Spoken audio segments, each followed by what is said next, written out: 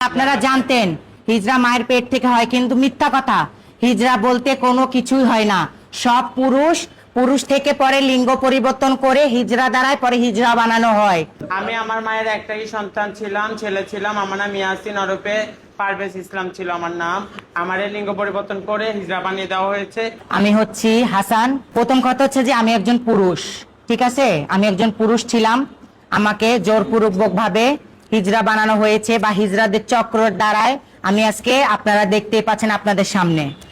আর যে আমাকে হিজড়া বানিয়েছে, যাদের দ্বারা আমি আজকে হিজড়া হয়েছি, তারা মনে করেন যে আরাম আয়েশে তারা এখন হিজড়াই না। আমার পিছনে আপনারা দেখতে পাচ্ছেন যে কিছু মানুষের ছবি লাগানো আছে। এক হচ্ছে সুন্দরী হিজড়া, দ্বিতীয় হচ্ছে যে শিমুল, তৃতীয় হচ্ছে যে লিপস্টিক, ওর নাম হচ্ছে হৃদয়, 4 নাম্বার হচ্ছে যে আয়শা, ঠিক আছে?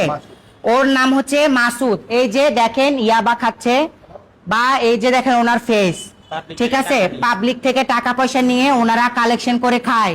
আমরা জানি, আপনারা জানতেন যে হিজড়া বলতে যে অনেক কিছু হয়। হিজড়া মায়ের পেট থেকে হয়, কিন্তু মিথ্যা কথা। হিজড়া বলতে কোনো কিছুই হয় না। সব পুরুষ পুরুষ থেকে পরে লিঙ্গ পরিবর্তন করে হিজড়া দ্বারাই পরে হিজড়া বানানো হয়, ঠিক আছে? আপনাদের কাছে এতটুকুই অনুরোধ, দেশবাসীর কাছে, আপনাদের বিয়ে বাড়িতে কোনো ফাংশন, গাড়ি বা ট্রেনে আপনাদের যেভাবে হেনস্থা, আপনাদের যেভাবে টর্চার করা হয় বা আপনারা যেভাবে টর্চারের শিকার হচ্ছেন প্রতিনিয়ত, আমরা চাচ্ছি এটা যেন বন্ধ হয়।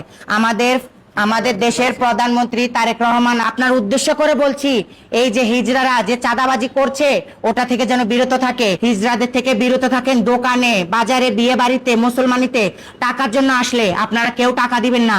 আমি আমার মায়ের একটাই সন্তান ছিলাম, ছেলে ছিলাম। আমার নাম ইয়াসিন ওরফে পারভেজ ইসলাম ছিল আমার নাম। আমার লিঙ্গ পরিবর্তন করে হিজড়া বানিয়ে দেওয়া হয়েছে। তখন আমার বয়স ছিল 13 বছর। আমি তখন বুঝিনি, আমি চক্রের ফান্দে পড়ে গেছি। আমাকে এরকম করে ইন্ডিয়াতে পাচার করা হয়েছে।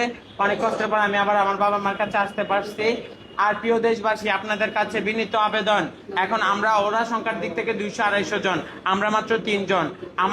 আমাদের আগেও এরকম অনেকে হিজড়াদের প্রতিবাদ করতে আসছে। কেউকে ধরে নিয়ে চুল কেটে দেওয়া হয়েছে, মারা হয়েছে, অত্যাচার করা হয়েছে, যার কারণে ভয়ে কেউ আসতেছে না মিডিয়ার সামনে। আমরা অনেক সাহস যোগে আসছি, কেন আসবো না? আজকে আমাদের জীবনটা কি? আজকে আমরা জিন্দা লাশ। আজকে আমরা না হতে সাধারণ পারবো পাবলিক হয়ে আসছি, না হতে পারবো সন্তানের মা, কোনোটাই হতে পারবো না। আজকে আমরা জিন্দা লাশ। এরকম প্রত্যেকটা হিজড়ার জীবনের সাথে হয়েছে। এটা চক্র যে সুন্দরী রূপে আজিম, ওর চট্টগ্রামে 3টা আলিশান বাড়ি আছে, গাড়ি আছে, সব আছে, ওর বাচ্চা আছে, বউ আছে, সব আছে। এই যে আশা, শিমুল, ওরাও প্রকৃতভাবে পুরুষ, ঠিক আছে? আমি চাই হিজড়াদের টর্চার থেকে পুরো বাংলাদেশের মানুষ মুক্তি পাক।